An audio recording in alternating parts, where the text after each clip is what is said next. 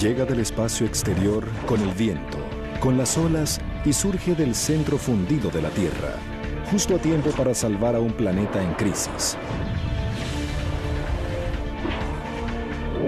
Tierra, aire, fuego, agua e imaginación. Ha llegado el momento de los recursos ilimitados.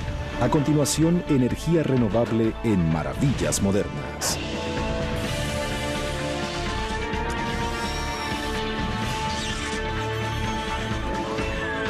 Maravillas Modernas.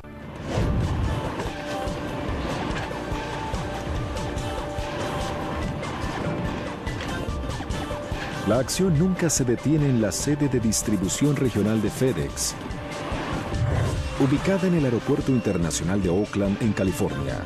Es el centro de esta gigante empresa de envíos para la región del Pacífico. 1.700 empleados y un sistema de bandas transportadoras de última tecnología distribuyen alrededor de 85 millones de paquetes al año. Todos los días pasan por esta sede más de 250,000 paquetes. En un mes usamos entre 450 y 500,000 horas kilovatio de electricidad. A fin de satisfacer esta demanda de electricidad, FedEx decidió construir su propia planta eléctrica. Es silenciosa, no tiene partes movibles y está convenientemente ubicada en el techo. Aprovechando la abundante luz solar del lugar y 7.525 metros cuadrados de espacio sin usar en el techo, FedEx contrató a Sharp Solar para que diseñara este sistema de electricidad fotovoltaica en 2005. Actualmente este satisface el 80% de las necesidades de electricidad de la sede. Es un sistema de 904 kilovatios. Es muy grande. Quizás sea el sistema solar de techo sobre un edificio comercial más grande del estado de California. Consta de unos 5.700 módulos solares y utiliza alrededor de 300,000 células de silicio.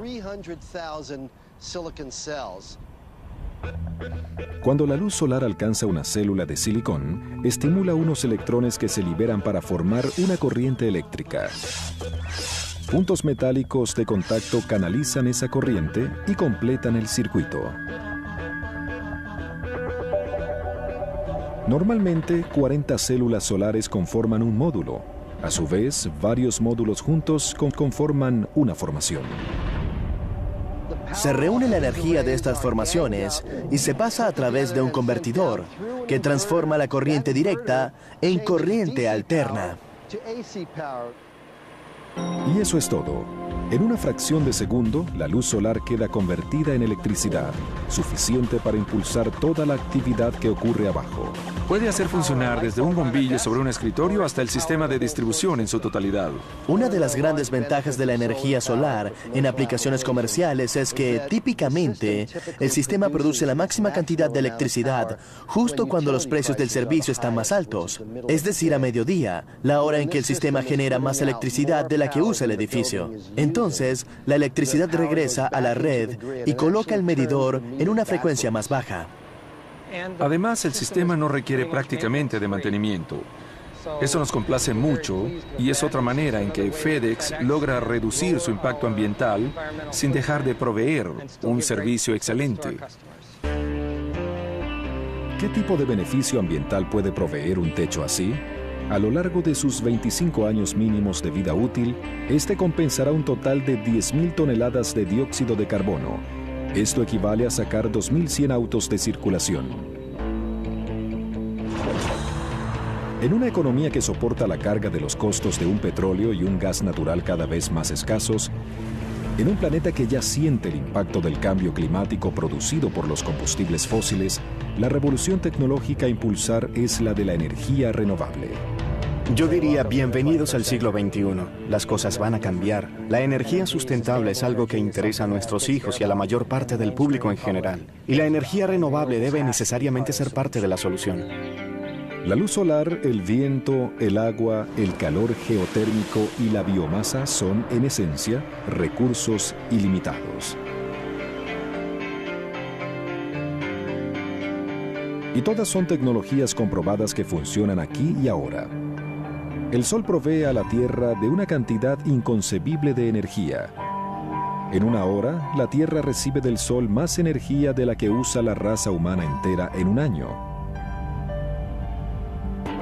Con la tecnología actual, paneles fotovoltaicos que cubrieran 26.000 kilómetros cuadrados o alrededor del 10% del área total de Nevada, podrían proveer toda la electricidad que se utiliza en los Estados Unidos. El fotovoltaje o la conversión de la luz solar en electricidad no se descubrió sino hasta el siglo XX. Sin embargo, la tecnología termosolar, o el uso consciente del calor solar, es una antigua práctica. Quizás su uso más antiguo esté en las casas orientadas hacia el sur. Ciertas culturas antiguas, como los indios Anasazi del suroeste de los Estados Unidos, diseñaban sus edificaciones con una orientación hacia el sur a fin de maximizar el calor que recibían del sol. Este se mantiene bajo en el horizonte sur en los meses de invierno. En verano, cuando el sol está en lo más alto, el acantilado que se elevaba detrás de las casas proveía una refrescante sombra. Este sigue siendo un diseño común en la actualidad.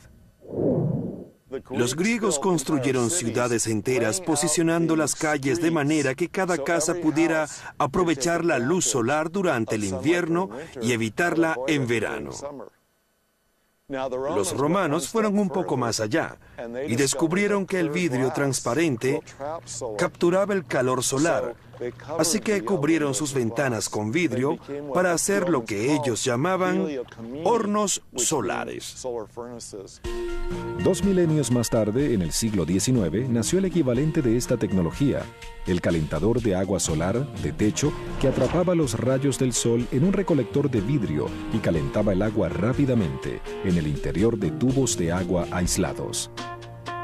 Para comienzos del siglo XX, el 30% de los hogares en Pasadena, California, utilizaban calentadores de agua solares. El mismo concepto se utiliza actualmente para proveer agua caliente a millones de personas a un bajo costo, incluso en climas fríos y nublados. En casi todos los hogares, la electricidad proveniente del gas natural se utiliza principalmente para calentar agua.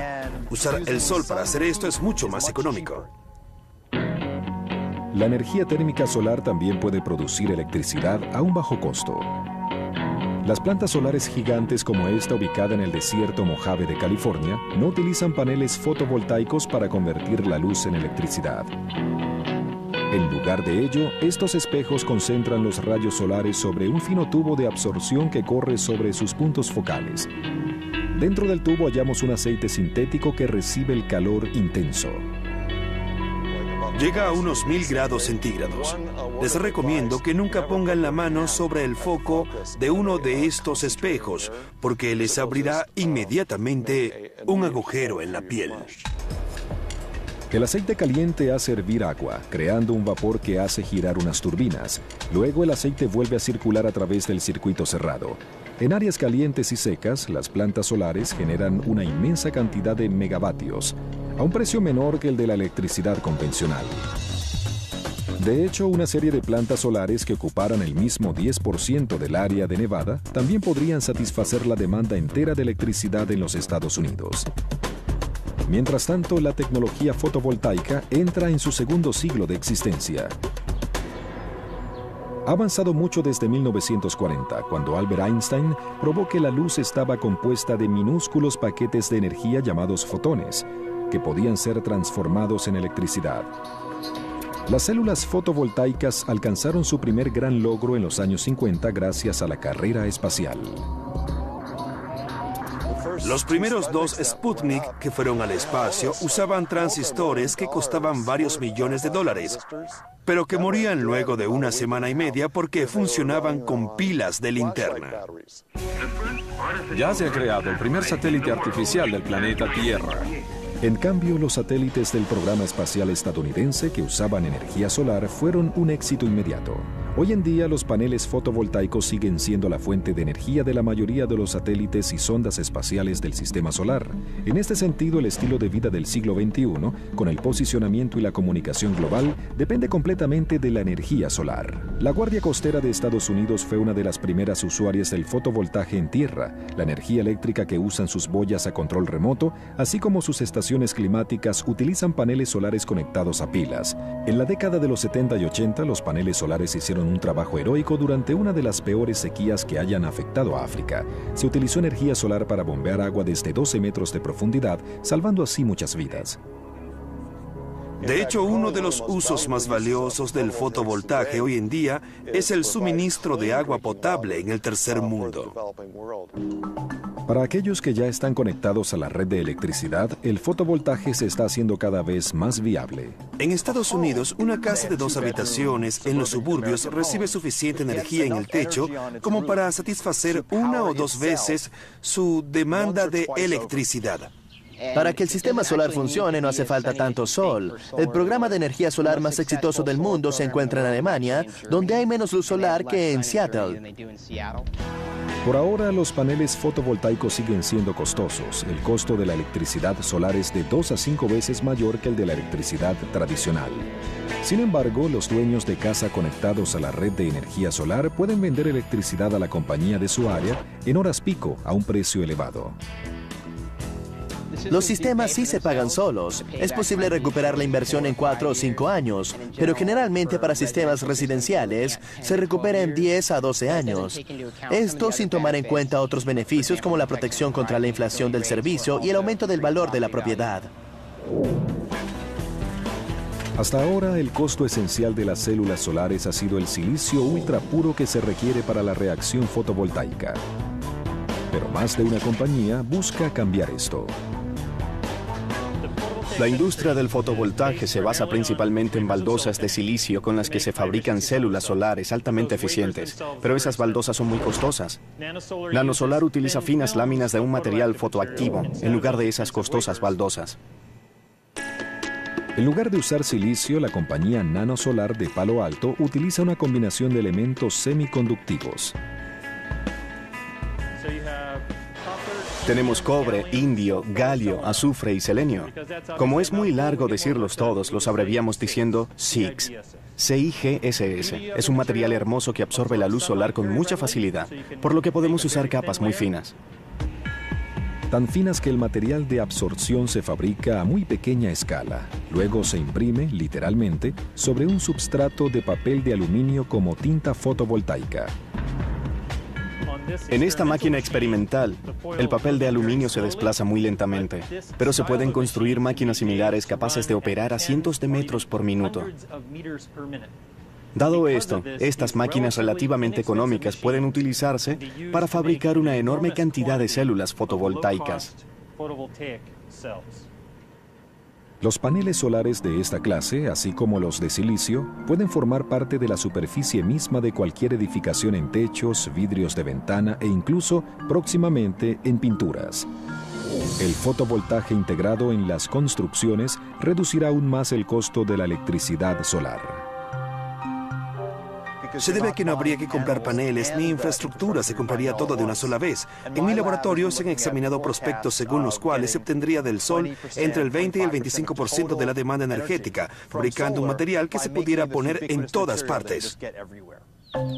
El calor del sol también hace surgir una fuerza invisible y poderosa conocida como viento. En cuanto a las tecnologías energéticas del futuro, el viento será una fuerza a ser tomada muy en cuenta.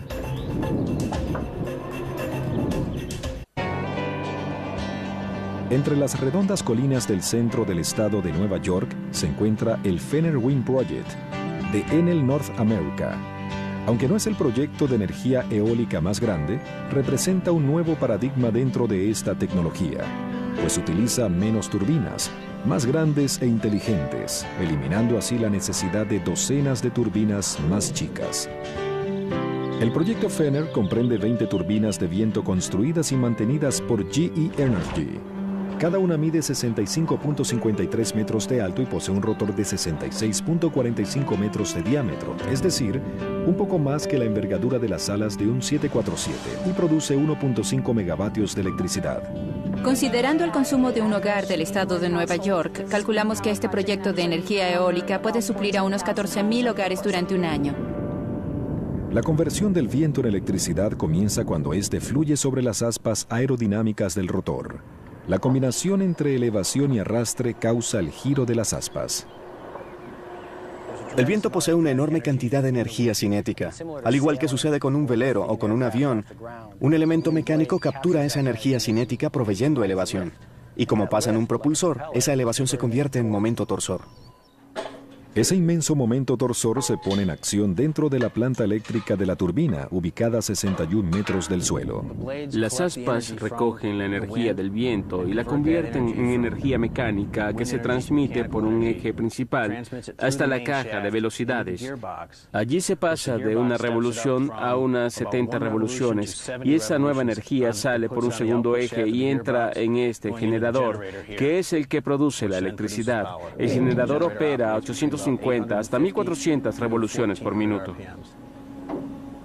Desde el generador, la corriente eléctrica baja hasta unas líneas de transmisión ubicadas bajo tierra y luego hasta la red de electricidad.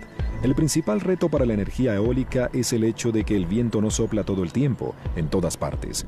La solución ha sido diversificar las ubicaciones de las turbinas y orientarlas en dirección del viento. Controles computarizados pueden girar la turbina entera hasta 360 grados a fin de atrapar el viento prevaleciente.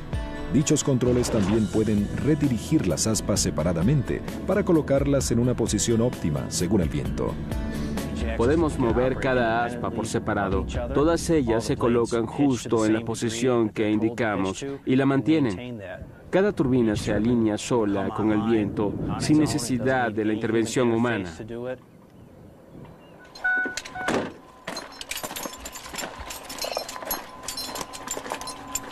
Sí se requiere un personal técnico para el mantenimiento de la turbina. De vez en cuando cambian algún bombillo. Quienes teman a las alturas no apliquen para este trabajo. Tal vez tengo la mejor vista desde mi oficina en todo el condado de Madison. Solo miren desde aquí arriba, es absolutamente precioso. Es frecuente llamar a un grupo de turbinas de viento siembra eólica. En el caso del proyecto Fenner, Nueva York, el terreno es realmente agrícola. Los dueños de esta tierra son agricultores locales como Donna Griffin. Para ellos, apoyar a la ecología ha resultado una buena manera de ganar dinero. Tenemos un contrato con ellos. Nos pagan por la producción de cada turbina. Es otra siembra que cosechamos, pero es mucho más fácil que nuestros otros cultivos. El viento es gratis. Mientras la turbina siga girando, sabemos que van a pagarnos. Desde Nueva York hasta Dakota del Norte, las tierras de cultivo y los campos baldíos estadounidenses se están convirtiendo en plantas eléctricas impulsadas por el viento. Los recursos eólicos de Estados Unidos están entre los mejores del mundo. Para que se hagan una idea, los estados de Dakota del Norte y Dakota del Sur por sí solos tienen en teoría suficiente viento como para abastecer a todo el país. El reto sería organizar la transmisión y la distribución, pero en el centro del país los recursos eólicos son inmensos. También lo son a lo largo de ambas costas. La agricultura y la energía eólica tienen una larga historia juntas. De hecho, los mayores avances en tecnología eólica se han hecho en granjas. Los famosos molinos de viento holandeses que aparecieron en 1390 vieron muchas innovaciones a lo largo de los siglos. Entre estas, los pequeños planos sobre sus ligeras aspas de madera, que mejoraron notablemente el arte de la elevación aerodinámica. Estos generadores preindustriales se utilizaron principalmente para el drenaje o para moler el grano a fin de producir harina. A finales del siglo XIX y comienzos del XX, pequeños molinos de granja en Estados Unidos fueron los primeros en usar numerosas aspas de acero, livianas y eficientes, que producían un momento torsor importante, incluso con vientos de baja intensidad. Algunas de estas máquinas fueron también las primeras en convertir el viento en electricidad. En el siglo pasado se instalaron muchos molinos en el oeste de California para impulsar bombas de agua para la agricultura y la ganadería, de manera que mucho en este país comenzó usando energía alternativa. En ese entonces era lo normal, pero los molinos fueron desapareciendo a medida que fue bajando el precio del petróleo y de los combustibles fósiles. La nueva era de la tecnología eólica comenzó a principios de los 80 cuando la compañía Sun Systems comenzó a instalar turbinas de 50 kilovatios, algo minúsculo para los estándares actuales en las colinas de Tehachapi, California. En la década de los 80 pasamos de 50 a 60 a 200 kilovatios para el final de la década. Durante los 90 alcanzamos los 550 kilovatios Y luego pasamos a 750. Luego, para el final de esa década, estábamos a 1.5 megavatios. La compañía implementó también turbinas de velocidad variable que permitían a los rotores acelerar y generar energía adicional si llegaba una violenta ráfaga de viento. Avances como estos, aunados a controles computarizados más inteligentes y a diseños de rotores más livianos, económicos y aerodinámicos, han hecho que el costo de la energía eólica pueda competir con el gas natural o incluso con el carbón. La energía eólica está experimentando un crecimiento exponencial. Dentro de poco, varios países europeos pasarán a obtener el 20% o más de su electricidad por este medio. En junio de 2006, el Departamento de Energía de Estados Unidos anunció que también apuntaría a una meta del 20%. Actualmente la cifra es menor al 1%. Los ingenieros seguirán haciendo más resistentes y económicas a las turbinas, así que podemos esperar que su tamaño también siga aumentando. Como siempre, mientras más grande sea el rotor, mayor será la cantidad de energía capturada. Algunas de las turbinas más grandes ya están recogiendo las enormes cosechas de viento de los océanos. Existen ideas de hacer turbinas más grandes, de más de 5 o 6 megavatios, así como de colocarlas mar adentro. Vemos muchas oportunidades técnicas que nos impulsan a llevar la tecnología eólica aún más allá de lo que hemos alcanzado hasta ahora. Estamos progresando, somos el futuro. Estamos reduciendo nuestra dependencia del petróleo y al mismo tiempo estamos salvando el medio ambiente. Es una energía positiva. Es una tecnología viable. Es económica. Ha sido probada. ¿Qué más necesitaríamos saber? La tecnología eólica es sin duda atrayente, pero esta también lo es. La energía geotérmica, suficiente como para suplir a una pequeña nación.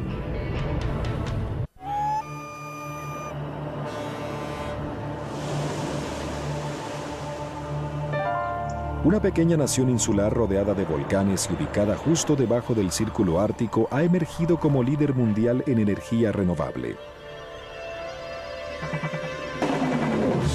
Aprovechando su riqueza de fuego y agua, el pueblo de Islandia se ha vuelto casi independiente energéticamente. Abundantes lluvias y el derretimiento de los glaciares proveen una energía hidroeléctrica que representa el 80% del consumo de la nación. Esta agua también baja hasta una superficie porosa bajo tierra y continúa hasta unas rocas que el magma calienta y que se encuentran cerca de la superficie en Islandia. Tal colisión da como resultado géiseres, fumarolas, agujeros humeantes y la fuente renovable conocida como energía geotérmica. La gente de Islandia lleva siglos usando el agua caliente geotérmica para lavar la ropa y bañarse. Pero no fue sino hasta mediados del siglo XX que sus ingenieros comenzaron a explotar el recurso a una escala lo suficientemente grande como para reemplazar los costosos combustibles fósiles importados. Para nosotros es un recurso nativo, indígena. Es mucho más económico que los demás recursos que tenemos y además no daña el medio ambiente, así que creo que tiene muchos beneficios. En Islandia, el agua geotérmica provee calefacción y agua caliente al 93% de los hogares. El vapor geotérmico genera el 17% de la electricidad. En total, la energía geotérmica cubre más del 50% de la demanda total del país. La planta eléctrica Nesjavellir es un complejo de doble uso. Utiliza la energía geotérmica para proveer electricidad y agua caliente. Ambos productos surgen inicialmente de uno de los 15 agujeros de hasta 1.800 metros de profundidad que se han abierto aquí. El pozo del agujero tiene paredes de cemento hasta una profundidad de unos 610 metros. Más abajo, el pozo está recubierto con un metal perforado que deja pasar el vapor y el agua caliente para que asciendan a la superficie debido a la gran presión. Cada agujero produce una descarga por sí mismo. No es necesario usar bombas. Luego usamos una serie de poderosas válvulas arriba para controlarlo. La mezcla de vapor y agua caliente es enviada al módulo de separación. Desde aquí el agua y el vapor toman rumbos separados. El vapor se dirige al desvaporizador, donde se elimina la humedad que podría dañar las turbinas. El vapor de agua en exceso se expele al ambiente junto con cantidades mínimas de gases de efecto invernadero. En el transcurso de un año, esta planta emitirá 12.000 toneladas de tales gases, es decir, la misma cantidad que una planta que utilice carbón emite en 5 días. Una planta geotérmica de electricidad funciona exactamente como cuando se utiliza carbón para hacer girar una turbina, pero en este caso se utiliza un vapor natural. Y lo que sirve para producir electricidad es la presión del vapor, no el calor como tal. El vapor hace girar una de 4 turbinas a 3.000 revoluciones por minuto. Las turbinas se combinan para generar 120 megavatios de electricidad, la cual se envía a Reykjavik. Nesjavellir es una zona geotérmica de alta temperatura. Quiere decir que el agua que hay bajo la superficie puede, en virtud de su temperatura, disolver sulfuro y otros minerales corrosivos. Por eso no puede usarse directamente en el sistema de calefacción de la población. Así la planta emplea agua geotérmica para calentar agua fresca secada de un pozo natural cercano.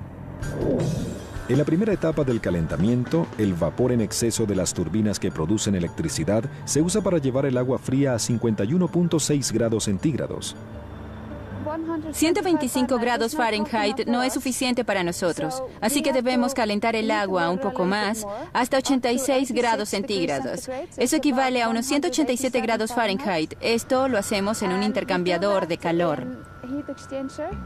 Dentro del intercambiador de calor, el agua salada geotérmica lleva rápidamente al agua fresca hasta su temperatura deseada de 86 grados centígrados. Seguidamente, el agua fresca ya caliente se bombea a la tubería colina arriba. Desde ahí el agua fluye por la tubería hasta Reykjavik por gravedad. El calor que se pierde en el camino es menos de 2 grados centígrados. Se pierde en 1,8 grados. Así que podríamos decir que el aislamiento de la tubería es casi perfecto. Luego de proveer agua caliente y calefacción, esta fuente de energía geotérmica aún tiene calor suficiente para derretir la nieve de las aceras en invierno, pasando por debajo del pavimento. Además, permite a cientos de viveros cultivar frutas frescas y vegetales. Incluso el agua geotérmica salada encuentra otros usos.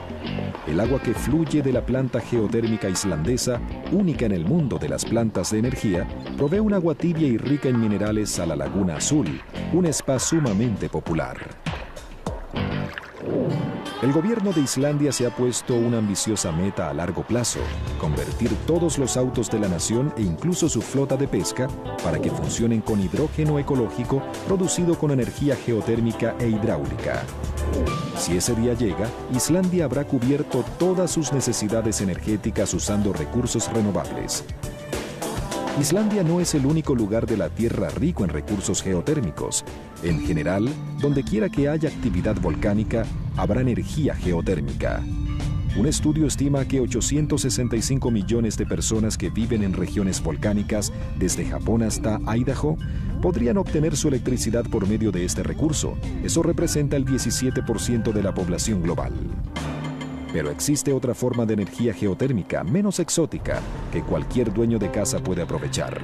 Se conoce como energía geotérmica de suelo. En casi todo el mundo, a unos 2.50 metros bajo la superficie, se encuentra aire a una temperatura estable de entre 10 y 24 grados centígrados. A fin de capturar ese aire, se abre una trinchera debajo de la construcción y se coloca una tubería.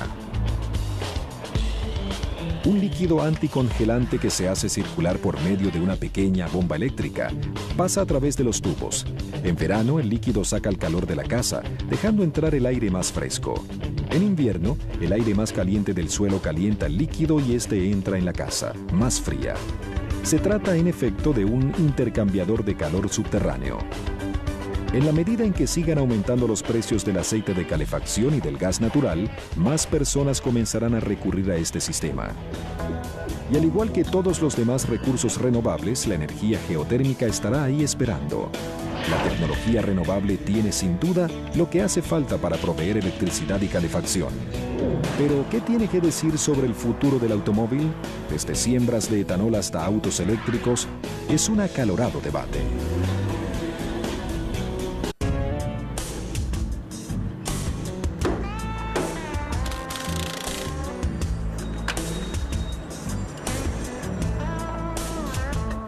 A primera vista parece un típico taller mecánico, pero Lovecraft Biofuels, ubicado en Los Ángeles, no tiene nada de típico.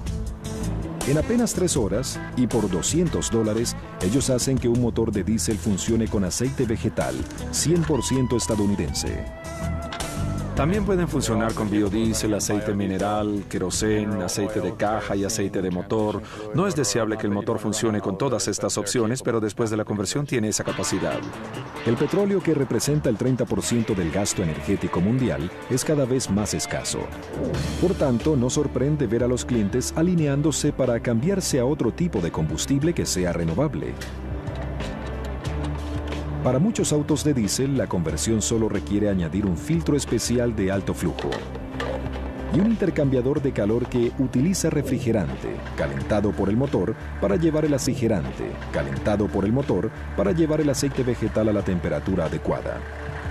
Si se logra bien ese equilibrio, el motor funciona de maravilla, a veces incluso mejor que con el diésel.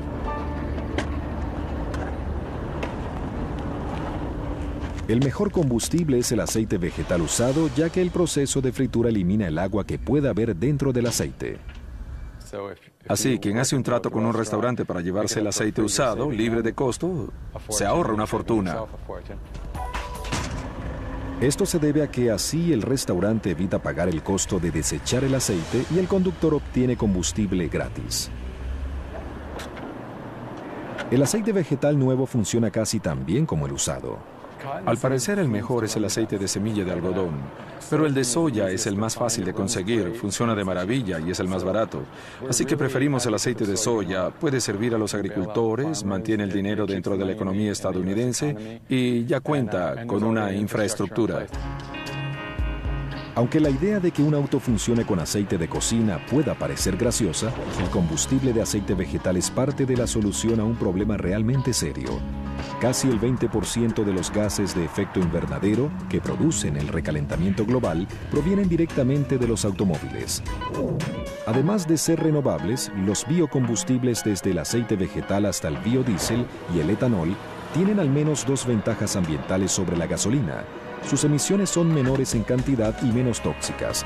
Y lo que es más importante, su emisión de carbono podría verse compensada por el carbono que el propio biocombustible extrajo de la atmósfera cuando era una planta. El biodiesel, que se fabrica de los aceites grasos de la planta, y el etanol, un combustible alcohólico destilado del azúcar de la planta, son los biocombustibles más populares del momento y provienen de la historia misma de los automóviles. Rudolf Diesel construyó su motor para que funcionara con aceite de cacahuate. Henry Ford diseñó el modelo T para que funcionara con etanol. Luego entró a la escena el petróleo y apareció la gasolina, que era mucho más económica que el etanol. En ese entonces no éramos tan eficientes produciéndolo. Cada nuevo descubrimiento de petróleo doméstico, por ser más económico, fue marginando a aquellos primeros biocombustibles. Ahora estamos cerrando el círculo al retornar a lo que utilizábamos al comienzo. En Estados Unidos, la materia prima más popular para la producción de etanol es el maíz, pero el etanol de maíz genera apenas un poco más de energía que la cantidad de combustibles fósiles necesarios para cultivar y destilar el grano. Por cada unidad de petróleo que se invierte en el proceso de producción, se obtienen 1,3 unidades de etanol. El resultado es positivo, pero no es tan bueno como podría ser. En cambio, el etanol de caña de azúcar que se utiliza en Brasil genera 8 unidades de energía por cada unidad fósil invertida. La materia prima está repleta de azúcares fermentables y además el resto de la planta se quema en su totalidad para activar la fermentación y el destilado. El resultado es una importante reducción de las emisiones de carbono y un etanol sumamente económico para los conductores brasileros. En el Laboratorio de Energía Renovable de Golden, Colorado, los investigadores buscan alcanzar niveles similares de eficiencia extrayendo azúcares de toda la planta. Esto incluye la llamada biomasa celulosa. Los agricultores de maíz se alegrarán de saber que uno de los productos con mejores prospectos es el forraje de maíz. Son los tallos, la farfolla, las mazorcas, las hojas, todas las partes de la planta de maíz a excepción del grano. Es todo lo que no se cosecha como alimento. Muchas veces queda esparcido sobre el campo. Actualmente no hay muchos usos para esa materia. Lo difícil es convertir las duras fibras celulosas en azúcares, usando enzimas sintéticas, pero el beneficio podría resultar enorme. Con la biomasa manejamos proporciones de 10:1. Es decir, por cada unidad de energía fósil o petróleo que se invierte en el proceso, se obtienen 10 unidades de energía combustible. El pasto alto de pradera podría convertirse en un tipo de cultivo para biocombustibles aún más poderoso. Con este tipo de material se puede obtener más tonelaje de biomasa por acre de tierra que con el forraje de maíz. Pero también tiene muchos otros beneficios. No requiere tanta agua ni fertilizante para crecer y crece muy rápidamente. Se puede cultivar 1 o 2 veces al año y puede crecer dentro de un área geográfica muy amplia, desde Dakota del Norte hasta Texas en el sureste. Los biocombustibles no son la única manera en que la energía renovable puede hacer más ecológico el automóvil. También existe la red de electricidad. Ese es un híbrido enchufable. Al igual que otros híbridos, funciona con un motor de gasolina y un motor eléctrico impulsado parcialmente por el momento del frenado. Pero Felix Kramer y la California Cars Initiative han llevado estos autos, ya eficientes en cuanto a su consumo energético, un paso más allá. En este caso se trata de un Toyota Prius. Repotenciaron la batería de manera que el auto pueda funcionar solo con electricidad, obtenida directamente de cualquier enchufe de 120 voltios. Enchufar este auto es realmente fácil. Una vez lo cronometré y requiere apenas unos 9 segundos. Lo único que se debe hacer es tomar este cable, enchufarlo aquí, 120 voltios y listo. La gasolina se utiliza solo como combustible de extensión. Si se va a menos de 56 kilómetros por hora, no se usa ni una gota. Más allá de esta velocidad, los motores eléctrico y de gasolina se combinan para lograr un promedio de 160 kilómetros por galón. El alcance de este auto es ilimitado porque también es un auto de gasolina. Es un auto que se puede enchufar en cualquier momento que resulte conveniente. No hay que preocuparse de que vaya a quedarse sin combustible. Los autos que alcancen 160 kilómetros por galón o más serán necesarios en caso de que las tierras agrícolas del mundo deban comenzar a cultivar combustible, además de comida. Con los patrones de consumo actuales no habría suficiente terreno para reemplazar el consumo petrolero sin poner en peligro los alimentos. En 2006, los geniales y simples prototipos enchufables impresionaron muy bien tanto a senadores y diputados demócratas como a republicanos. Un congresista me presentó y dije, aquí estoy, y traje conmigo mi infraestructura. Todos se rieron, pero es cierto, esta es la única infraestructura que necesitaría el auto. Como sabemos, hoy en día la electricidad se genera principalmente con combustibles fósiles, pero quienes proponen el prototipo enchufable tienen la visión de una red eléctrica cada vez más ecológica, que se usaría para cargar la batería del auto, y los biocombustibles celulosos servirían para llenar el tanque. Ciertas corporaciones hablan de instalar puertos solares para autos. Pondrían células fotovoltaicas en los techos de sus garajes y la gente enchufaría ahí sus híbridos o autos completamente eléctricos durante el día. Mientras que los biocombustibles y los híbridos enchufables ganan terreno, una nueva ola tecnológica de energía renovable entra con la marea.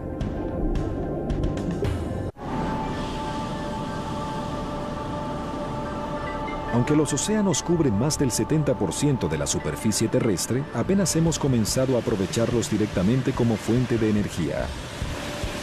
Es posible que estos generadores marinos nos abran las puertas hacia una fuente pura e ilimitada de energía. La energía hidroeléctrica fue la gran fuente de energía renovable del siglo XX y seguirá proveyendo gigavatios de electricidad.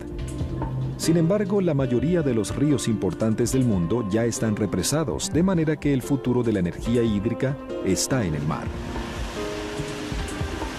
De entre las diversas tecnologías que capturan la energía oceánica, la descarga de marea es la más cercana en diseño a la energía hidráulica tradicional. El sistema consiste en una represa que recoge agua de la marea alta hasta que haya suficiente potencial para generar energía. Luego, el agua sale a presión a través de unas turbinas cuando hay marea baja. La represa más grande y antigua de este tipo en el mundo se llama La Rance. Ubicada en Francia, comenzó a producir energía en 1966. Hoy en día aún provee electricidad para 240.000 hogares. Una tecnología más reciente, conocida como energía de flujo de mareas, emplea turbinas tipo propulsor para capturar la energía cinética de las corrientes submarinas. Esta es una energía que podríamos aprovechar en muchos lugares, ya que el flujo de las corrientes ocurre en todas partes del planeta. Recoger esas energías podría hacerse muy bien y ni siquiera tendría que ser en la superficie. El problema es que el ambiente marino es bastante difícil de manejar. Ocurre la oxidación y las partes están siendo constantemente golpeadas de un lado a otro. Con frecuencia el costo de manejar esos factores en términos de reparaciones puede ser bastante elevado, pero estamos viendo nuevos adelantos en ese sentido. Muchos de esos adelantos están ocurriendo en las Islas Británicas, donde algunas compañías como Marine Current Turbines están pensando en grande. Hunden inmensos pilares en el suelo marino y dejan que las turbinas cumplan su función. La cantidad de energía que se obtiene de una turbina es directamente proporcional a la densidad del fluido que pasa a través de ella. Así, una turbina de agua tiene varios cientos de veces más energía que una turbina de aire. La energía de oleaje es una tecnología aún más nueva, pero quizás sea la más prometedora de todas, dado que el poder de las olas puede ser capturado en cualquier parte del océano. En este diseño, una cadena de 137 metros de largo, constituida por tuberías conectadas por inmensas junturas, se encuentra semisumergida en el mar. Cada movimiento de las olas es resistido por piezas hidráulicas ubicadas en las junturas. Esta acción bombea aceite de alta presión a través de unos motores hidráulicos, que a su vez impulsan generadores eléctricos. Líneas de transmisión eléctricas también mantienen la planta eléctrica flotante anclada al suelo marino. La compañía escocesa Ocean Power Delivery ha instalado una exitosa granja de olas de 2.5 megavatios cerca de la costa de Portugal. Una granja de olas que ocupara menos de 1.3 kilómetros cuadrados de océano podría generar 30 megavatios de electricidad, es decir, suficiente para 20.000 hogares británicos. Con 1.222 kilómetros cuadrados de océano, se podría proveer electricidad a los 24 millones y medio de hogares del Reino Unido.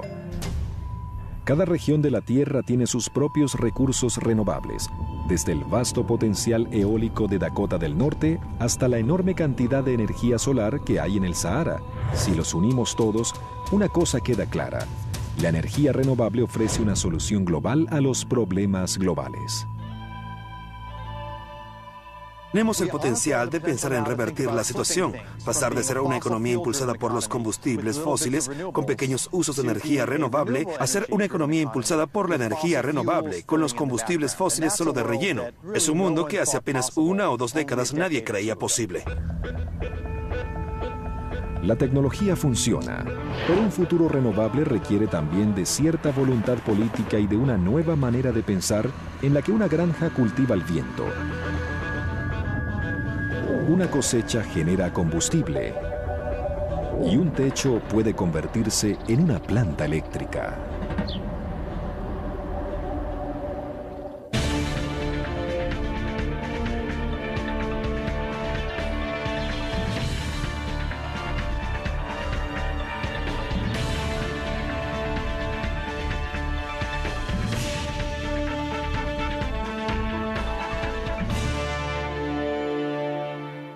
A Sharp Solar para que diseñara este sistema de electricidad fotovoltaica en 2005.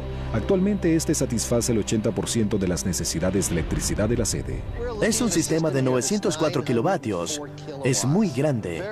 Quizás sea el sistema solar de techo sobre un edificio comercial más grande del estado de California. Consta de unos 5.700 módulos solares y utiliza alrededor de 300.000 células de silicio. Cuando la luz solar alcanza una célula de silicón, estimula unos electrones que se liberan para formar una corriente eléctrica. Puntos metálicos de contacto canalizan esa corriente y completan el circuito. Normalmente, 40 células solares conforman un módulo, A su vez, varios módulos juntos conforman una formación. Se reúne la energía de estas formaciones y se pasa a través de un convertidor que transforma la corriente directa en corriente alterna. Y eso es todo.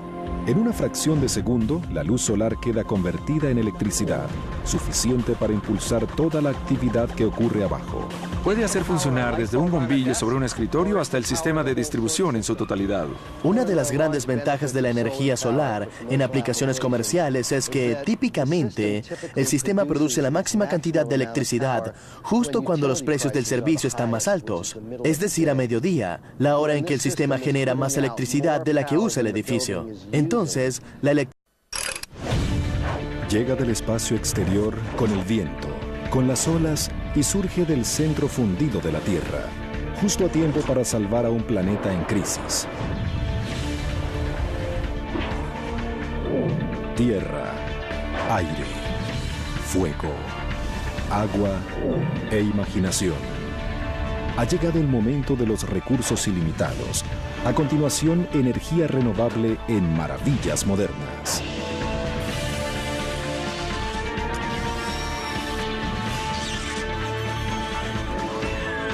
Maravillas Modernas.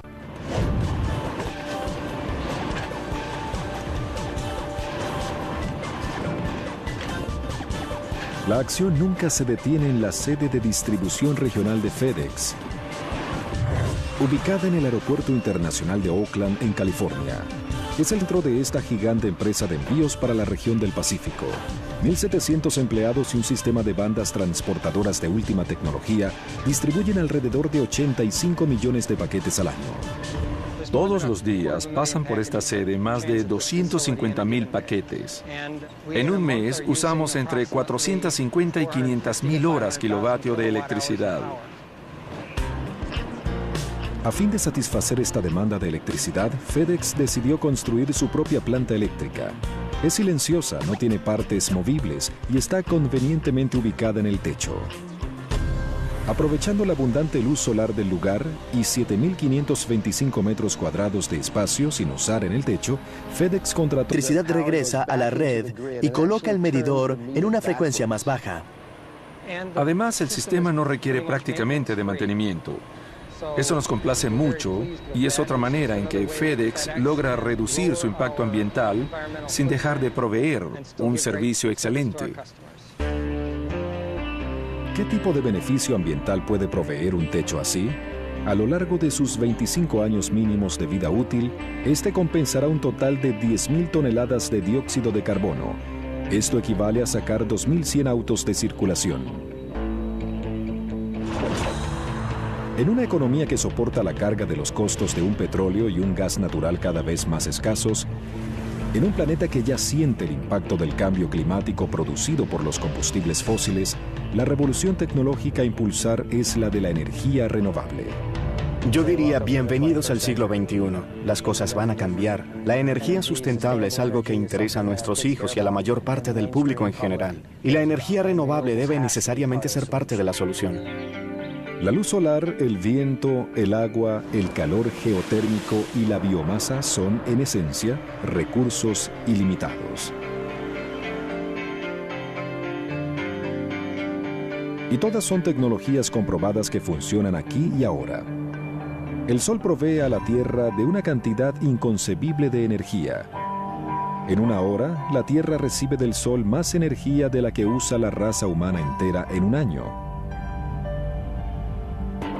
Con la tecnología actual, paneles fotovoltaicos que cubrieran 26.000 kilómetros cuadrados o alrededor del 10% del área total de Nevada, podrían proveer toda la electricidad que se utiliza en los Estados Unidos. El fotovoltaje o la conversión de la luz solar en electricidad no se descubrió sino hasta el siglo XX. Sin embargo, la tecnología termosolar o el uso consciente del calor solar es una antigua práctica.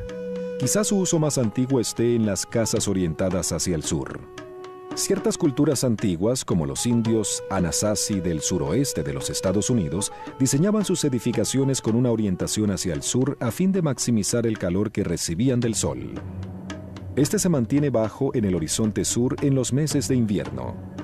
En verano, cuando el sol está en lo más alto, el acantilado que se elevaba detrás de las casas proveía una refrescante sombra. Este sigue siendo un diseño común en la actualidad. Los griegos construyeron ciudades enteras posicionando las calles de manera que cada casa pudiera aprovechar la luz solar durante el invierno y evitarla en verano. Los romanos fueron un poco más allá y descubrieron que el vidrio transparente capturaba el calor solar, así que cubrieron sus ventanas con vidrio para hacer lo que ellos llamaban hornos solares.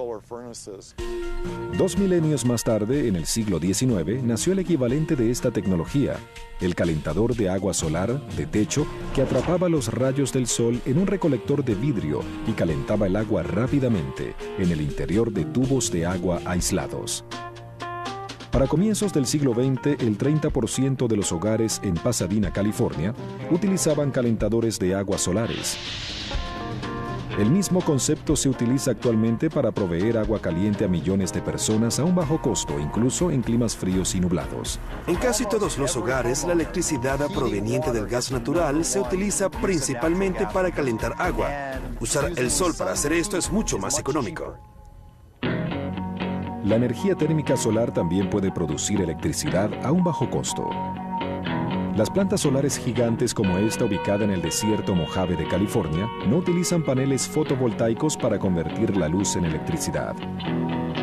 En lugar de ello, estos espejos concentran los rayos solares sobre un fino tubo de absorción que corre sobre sus puntos focales. Dentro del tubo hallamos un aceite sintético que recibe el calor intenso. Llega a unos 1000 grados centígrados. Les recomiendo que nunca pongan la mano sobre el foco de uno de estos espejos, porque les abrirá inmediatamente un agujero en la piel. El aceite caliente hace hervir agua, creando un vapor que hace girar unas turbinas. Luego el aceite vuelve a circular a través del circuito cerrado. En áreas calientes y secas, las plantas solares generan una inmensa cantidad de megavatios, a un precio menor que el de la electricidad convencional. De hecho, una serie de plantas solares que ocuparan el mismo 10% del área de Nevada también podrían satisfacer la demanda entera de electricidad en los Estados Unidos. Mientras tanto, la tecnología fotovoltaica entra en su segundo siglo de existencia. Ha avanzado mucho desde 1940, cuando Albert